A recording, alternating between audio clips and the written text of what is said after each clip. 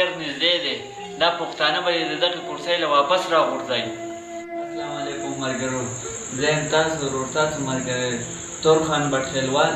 نن درسره یو داسې ویډیو شیر کوم چې د خفګان نه ډکه ویډیو ده. سوارو په قیمت کې اضافه شوې ده او په موجوده حکومت کې هغه نسواریانو ته ګران کړه. هر څه خو نور پرېږده، یو طرف دی که نو اوس به کم غم بچاوړو یار. نسوارو خو داسې خلک دي د وطن سره مخلصه خلک دي. همدې نسواریانو نن عمران خان له یې ووټ ورکړی و او ده پې هغه نسوار هم ګران کړو. نور به زه څه وکړم یار، څه به ووایم نور؟ خو دغه به ووایم چې عمران خانه داسې خلکو سره دې پنګه اچولې ده چې هغو نه په ځان دی او نه په جهان دی وایي. دا یاد ساته، نسوار ورته واپس راکم که کنه چې څنګه ختلی یم همداسې به دې واپس راکوځوي، ځکه چې تا ته د نسوارو د نشې پته نشته. عمران خانه یوه خبره یاد ساته، دا شی تا ګران کړو که نه خو ځان نه دې کار وکتو. پښتون سره یې ډغله راغله، اوس تماشه کوه.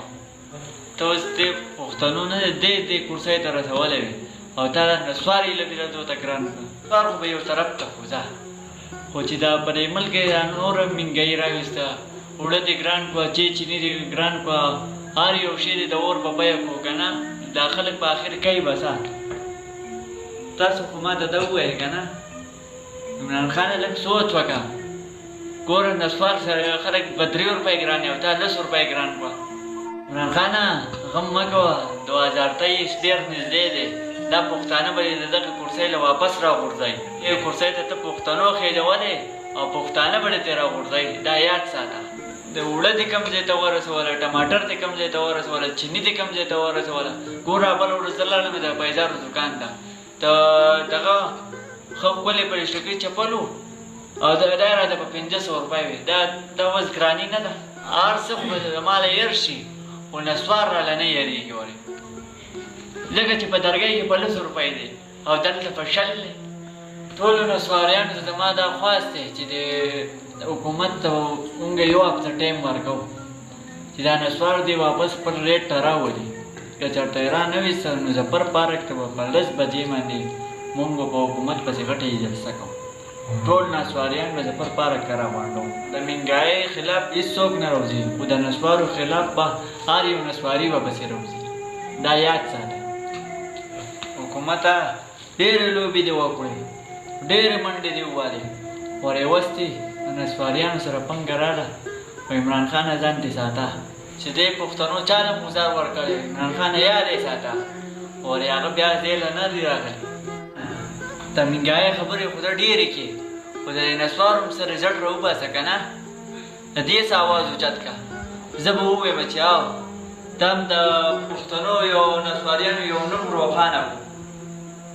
نسواریان پښتانه نه ښکاري، انسانان درته نه ښکاري، بس نور هېڅ ناکام نه شو کولی. ولې وریده دا نسوار به زه په ګرنټۍ سره سپین خندا واوره، دا به زه 10 له راولم چې مې را نه ویسته که نه نو دا ګز او دا میدان. حکومت له صرف یو هفته ټایم ورکوم چې دا نسوار ارزان که، او که دې ارزان نه کړو نو د دې به زه غټ احتجاج کړم. دا یو وار نه دی، دا یو وار چې سړی جوړی د دې 10 روپۍ قیمت ګران شو. دا ولې صرف دا یو وار نه دی، دا صرف په 10 روپۍ ګران شو. اول په 10 اوس دا یو وار یې په 10 روپۍ کړو. نو زه به نه لیونی کېږم چې نسوار راته ګرانېږي.